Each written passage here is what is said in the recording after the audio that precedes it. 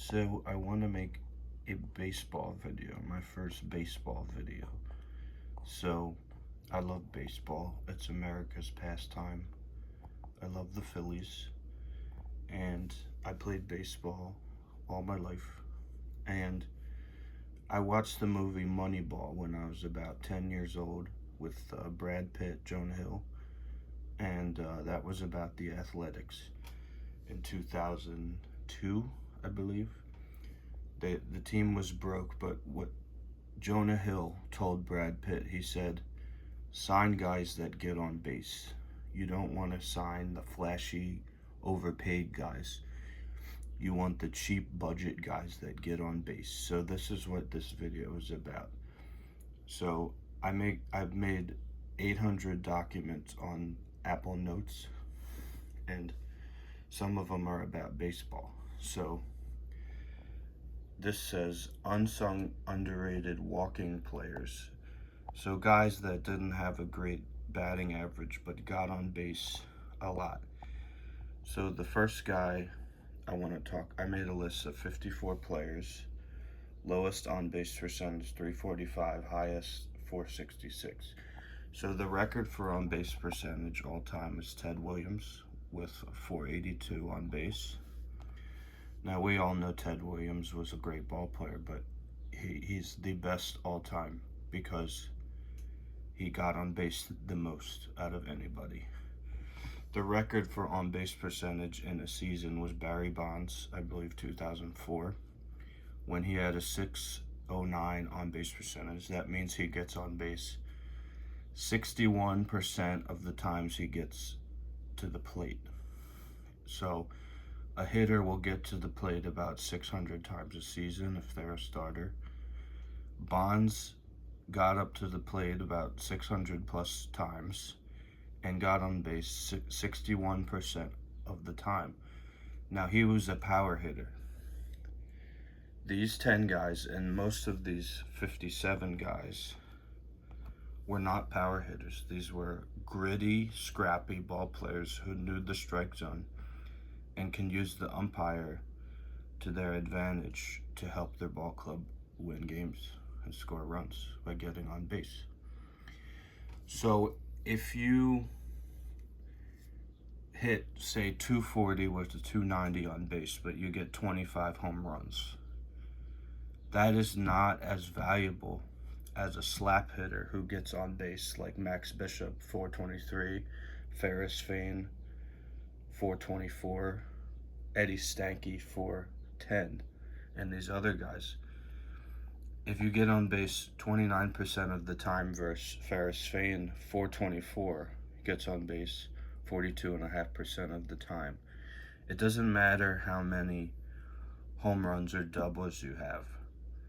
This guy got on base, top 10 player of all time. There's been 40,000 Major League ball players, and you probably never heard of any of these ball players. You've never heard of these guys. But they're some of the best underrated ball. Maybe not Westrom. He hit 217. But these other guys were unsung, underrated walking players who got on base for their ball clubs despite not being the greatest of hitters. They used their intelligence to manipulate the game of baseball by getting free passes. Because if you are a swing happy player, like say Javier Baez currently, you'll swing and miss a lot, you'll strike out a lot, you'll ground out and pop out a lot. But if you can take a walk when you have a 3-ball count and there's a ball out of the strike zone, you're going to get on base 1,000% of the time because it's going to be a ball 4. Whereas a guy like Javi Baez I just mentioned, he'll swing out of the strike zone no matter what count it is, and he'll have a low chance of getting on base. He might hit a home run here and there, but these guys were intelligent ball players. So with these top 10 guys here, you probably haven't heard of any of them, but these are the 10 highest players all time with on base rate. That means they got on base at a percentage without getting a base hit. So number one, we have Max Bishop. He played for the Philadelphia Athletics in the 20s and 30s. He walked or got hit by a pitch 15.2% of his plate appearances. And then some of these other guys I'll mention later. So here I wrote a little thing. Hitting leadoff in front of the great Jimmy Fox of the Athletics. Max Bishop's job was to get on base any way possible. Bishop was third all-time in walk percentage behind Ted Williams and Barry Bonds. Now, Barry Bonds was on steroids and hit a home run pretty much every time. You know, everyone watched Barry Bonds to hit home runs. Ted Williams was a great hitter, but you've never heard of this guy, Max Bishop. So he had the third all-time in walk percentage. His nickname was Camera Eye. So what he would do, and he hit in front of Jimmy Fox, who was one of the best hitters of all time. Bishop would just slap the ball around. He would foul off pitches until he would get a walk or a base hit, so he could be on base for Jimmy Fox. And he did get on base at 423. His nickname was Camera Eye. So the manager, Connie Mack, great manager for Philadelphia Athletics, told Bishop to take this approach, to get on base any way possible. If you're a leadoff hitter, you're leading off the game, nobody's on base, and there's no outs. So you want to start a rally for your ball club. If you got a single or a walk, or you leaned in and got a hit by pitch, it didn't matter how you would get on first base. Now, if there's a situation where there's guys on second and third with one out, or anybody, if there's a guy on second and third, say with two outs, you want to get a base hit there. But it's never a bad thing to get a base on balls, because that's a free base runner for your team. For the next guy to hit a home run, or the next guy to hit a double in the gap, you can score just off a free base on balls, taking advantage of a wild pitcher or any pitcher that would give you the free base. That's what these guys did. And all of these guys, I'll go through the list in a second. There's 54 guys I picked up. Higher on-base percentage than Shoeless Joe. This is Max Bishop for the Athletics. Higher on-base percentage than the great Shoeless Joe Jackson, who hit 356, but Bishop only hit 271. But he got on base more than Shoeless Joe. There were two separate games where Bishop drew 8 walks in a doubleheader. So he drew 8 walks in a single day of baseball, twice. Bishop had the 5th highest on-base percentage of the modern era, which is crazy, because you've never heard of this guy. But he got on base the 5th highest of the modern era, which is like 1930 to, well, Babe Ruth, let's just say 1935 to present. Ted Williams, Barry Bonds, Jimmy Fox, Ferris Fane, you probably never heard of him, and then Max Bishop. And he only hit 271 for his career, but has the 5th highest on-base percentage of all time, which is crazy. Another guy, Joe Morgan, I mean, he's in the Hall of Fame. A lot of people have heard of him, but he had a 392 career on-base percentage, which is, the Hall of Fame guys probably picked him because he was on the championship Reds, and he was the infielder, but he led the league in on-base percentage 4 times and walks 4 times. He played 22 seasons. But when I look at those stats, he only hit 271 for his career, 22-year career. So for 22 years, on average, he got on base 39.2% of the time. He led the league in on base 4 times. Joe Morgan was a great leadoff hitter. So these were the top 10 walk percentage guys of MLB history. And if you notice, only 2 of them hit 290. And only 3 of them hit 270 or above. Number 10, Ferris Fain, was a great ball player.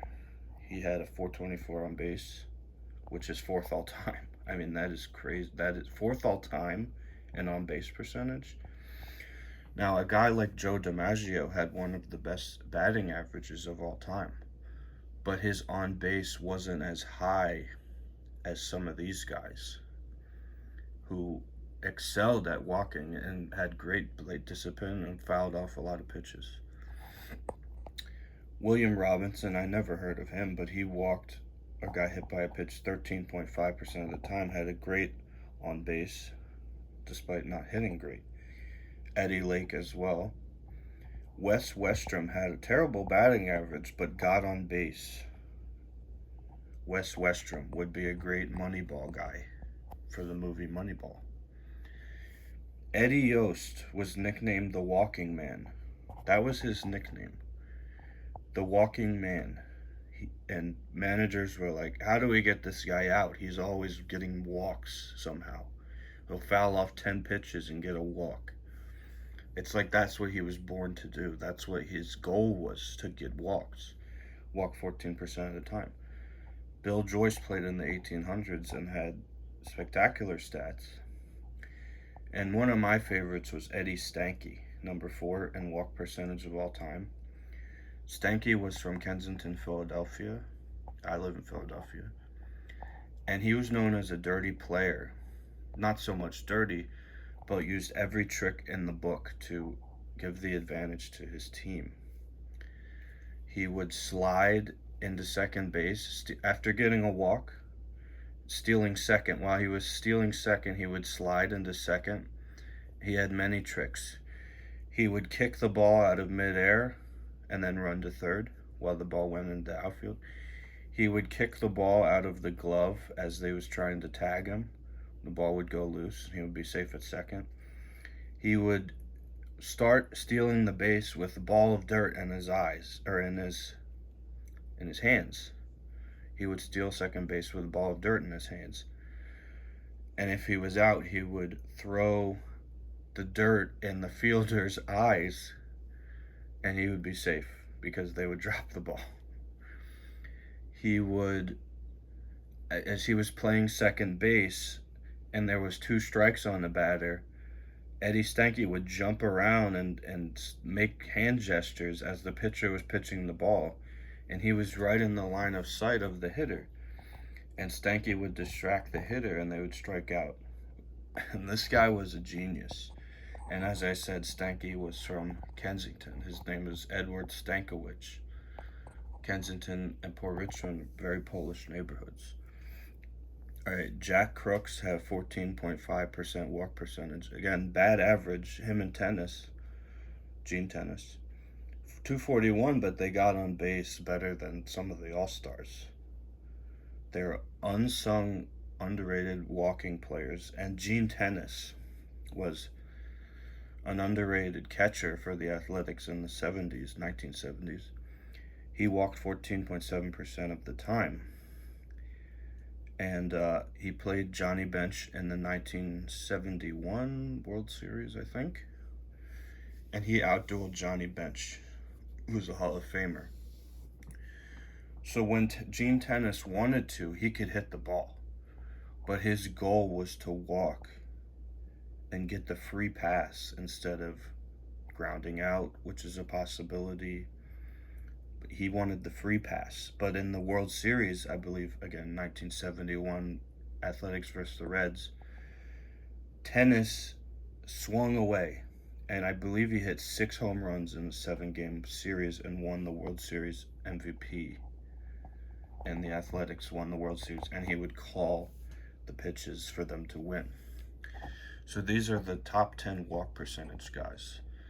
But some of these guys kind of sucked, like Westrom, 217 average. But again, his on base is great.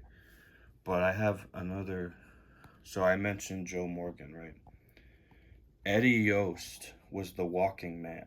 That was his nickname. Led the league in walks 6 times and on base twice. In an era, he played in an era with Ted Williams, Stan Musial, Joe DiMaggio, Mickey Mantle, and other guys, and this guy led the league in on base 2 times and walked 6 times. Not Mickey Mantle, not Ted Williams, Eddie Yost, 254 average, led the league in walks 6 times during that era. Next, Darrell Evans played a long career, 21 seasons. And I also added this anomaly seasons for some of these guys. So his career average is in the top right, and then an anomaly season. So Darrell Evans played 21 seasons, 361 on base, led the league in walks twice. But in 74, Darrell Evans had this statistic. So this is average and on base percentage. He only hit 240, but he had a 381 on base, which is exceptional. Pretty bad average, great on base. So he walked 14.1% of the time in that season, which is one of the highest, and we'll get to that. So I love the Phillies, and I remember we had Carlos Santana. And I would watch Carlos Santana draw walks. And I was astounded by that because it was like a Moneyball type thing.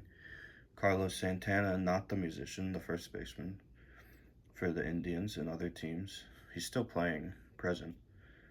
Led the league in walks 2 times despite being a 240 hitter. Not the best hitter, but one of the smartest hitters.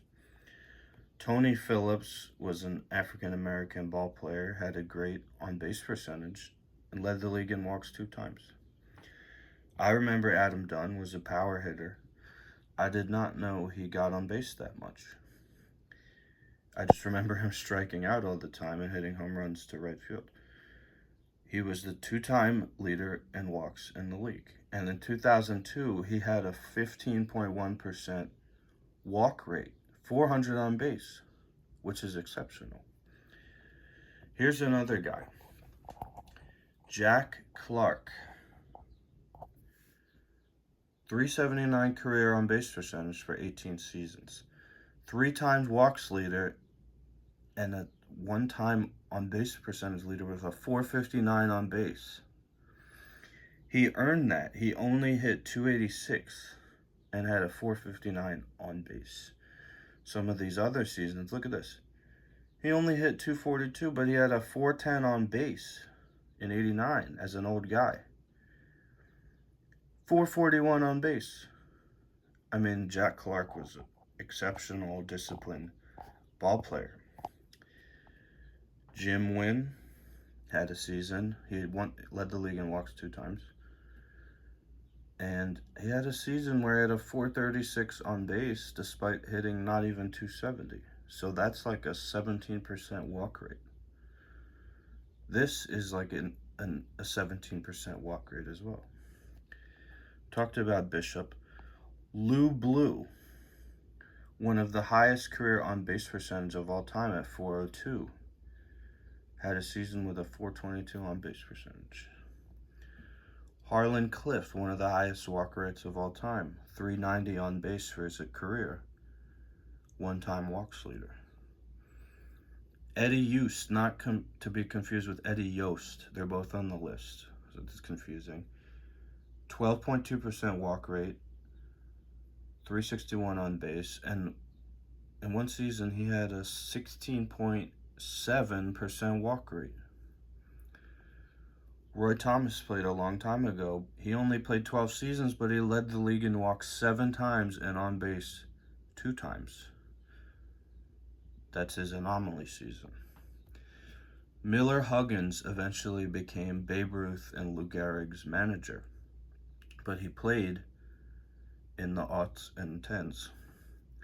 382 on base, 4-time walks. Again, this guy was like 5'4", so his strike zone was small. He was a scrappy ball player. 4-time walks leader in 11 seasons, and 1-time on base percentage leader. One season he had a 432 on base. So Eddie Stanky, one of the highest walk rates of all time, scrappy ball player from Kensington, Philadelphia. He only played 11 seasons, 3-time walks leader, 2-time on base. In an era of like Joe DiMaggio, Ted Williams, all these ball players, Stanky led the league in walks and on base. This little 5'7" guy from Kensington knew how to play baseball intelligently. Okay. He knew every trick in the book. Cupid Childs, he played in the 1800s though. One of the highest on base of anyone ever.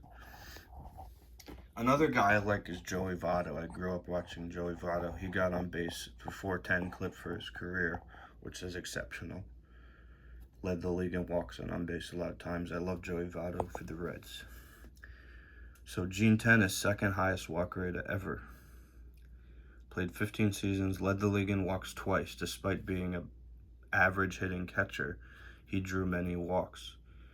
One season he had a 415 on base despite hitting abysmal. He hit abysmal, but he got on base for his ball club. Earl Torgeson, 385 on base, one season 406. Mike Hargrove was a great catcher and manager for Cleveland. And he was a catcher, and he was a catcher getting on base 396 for his team. He was not a power hitter, but he knew how to get on base, and he had a high average too. 2-time walks leader, 1-time on base leader in 12 seasons. Mike Hargrove, he was a good player, but you would have never imagined he would lead the league in on base percentage. One season he had an anomaly season. Mickey Tettleton, I believe for the Tigers he played, had a really high walk rate, 12.8%. Not a great average, but a really good on base percentage. Led the league in walks one year. There's his anomaly season in 94. Dolph Camilli, 388 on base, 2-time walks. He played 13 seasons, led the league in walks twice, and on base once. There's his anomaly season. Elmer Valo was I believe a Slovak player. Well, he was American, but was Slovak descent. 398 on base is one of the best rates all time. And he was top 5 in on base percentage for many seasons. He played 22 seasons and had a 398 on base. This guy should be in the Hall of Fame. You play 22 seasons and have a damn near 400 on base percentage. 52, he had a 15.1% walk rate. Now, Darryl Porter was a catcher for the Royals. And funny story about Porter, he would wear these big glasses. He would go into the dugout, snort lines of cocaine, and go out on the ball field and catch 9 innings and get 3 walks and a base hit in a game. That's who Porter was. He's a druggie, but he had a great eye. One season he had a 13% walk rate. He led the league in walks one time. Have you even heard of him? He was on the 1980 Royals pennant versus the Phillies. The Phillies beat him. Ferris Fain was a great ball player. He led the league in on base one year. And a 424 career on base percentage. That's 4th all time. That's 4th all time. Ferris Fain. Have you even heard of him? John Mayberry. I remember John Mayberry Jr. was on the Phillies, but Mayberry Sr. had a 360 on base, led the league in walks twice, and 1-time on base percentage leader. 417 and 73. Roy Columbine, 408 on base percentage, 13.2% walk rate. Look at this season. He hit 224. That's pretty bad if you look at it, right? Like, if they have a TV broadcast, which they didn't back then, they show the batting average. They show the home runs. They show the RBIs. So they would show Roy Columbine, who wasn't a power hitter. They would show he hit 224 that season and had low home runs. But did they show he got on base 401? It doesn't matter how you get on base. He got on base at a very high clip, and his career average on base was 408, which is one of the tops all time. So, almost done here. L.B. Fletcher played 15 seasons, led the league in walks twice, and on base 3 times. Good player. Wally Shang, 393. There's his anomaly season. Topsy Hartzell played 13 seasons and he led the league in walks 5 times in 13 seasons. Good average, but was a walking guy. Led the league 5 times and on base twice. Now, John McGraw has the 3rd highest on base percentage of all time. Now, he played a long time ago, but he continued his career as a manager for the New York Giants before the New York Mets and San Francisco Giants. McGraw is in the Hall of Fame for his managing and baseball playing. So who has the best on-base percentages of all time? Ted Williams, 482. Barry Bonds, I believe 474. And John McGraw, 466. But he played a long time ago, but is still a good player for his time. You can only play in the time you were born. You can't choose when you were born. 2-time walks leader and 3-time on-base leader. One season he had a 547 on-base percentage. Charlie Keller, 410 on base, 2-time walks leader. Dwayne Murphy, 11% walk rate. One season he had an anomaly season. Bill Joyce played a long time ago. Now a modern guy, Yasmani Grandal, 10.9% walk rate. Not the greatest numbers, but one season he posted a 420 on base. Okay. William Robinson played a long time ago, but was a 3-time walks leader. There's his anomaly season. That's a 20.7% walk rate. That's probably one of the best all time. So Max Muncy is still playing. He has a 12.3% on base rate. If you watch a game with Max Muncy, he's probably going to walk 1 time. Good season in 25. Darren Dalton was on the Phillies. And in 93, they made the World Series. It was a team effort, but Dalton had a great season. 392 on base and was the catcher. Jack Crooks played a long time ago. 2-time walks leader. Joe Cunningham, he was from Paterson, New Jersey. Look at his career stats. 403 on base percentage. That's higher than Joe DiMaggio and many other. It's one of the highest of all time. And he was top 3 in on base for like 4 straight seasons in the 50s. Very underrated player, Joe Cunningham. Wayne Garrett, 390 on base in 1970. Eddie Lake, one of the highest walk rates, 1-time OBP leader. Now, Kevin Youkilis was in the movie Moneyball. Jonah Hill brought him up and called him the Greek god of walks. So he got just a little more than... all of these 54 guys had a 10% or more walk rate. Youkilis, 10.1. Jim McTammany played a long time ago, but had a good walk rate. Now this guy, I wanted to talk... this guy always astounded me. Nick Johnson was the first baseman for the Nationals and the Yankees, 2001 to 12.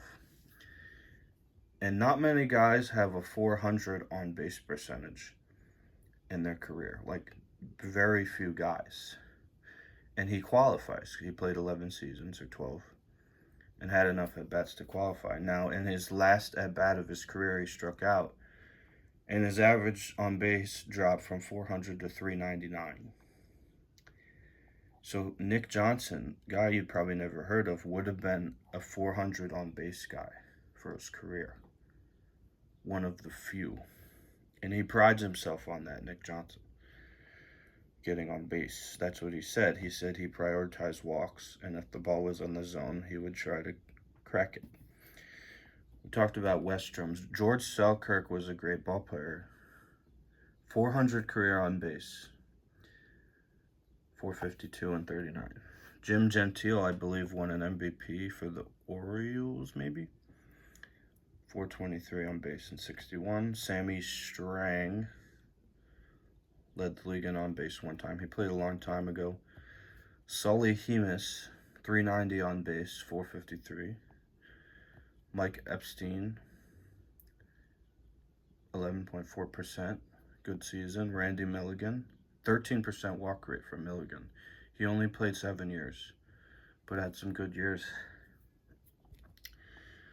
Merv Rettenmund played 12 years, had 381 on base. Was not appreciated for that. Another guy is Jack Cust. I found him out. He played 10 seasons, and look at his walk rate. Pretty bad average, but 374 on base. He led the league in walks one time in the modern era. You probably never heard of this guy. And then a guy from Lancaster, PA was John Landis Basler. 416 on base, one of the highest of all time. A guy nobody talks about. So this was my list. The video went long. I doubt anyone will watch it all. But if you like baseball, unsung, underrated walking players. Thank you.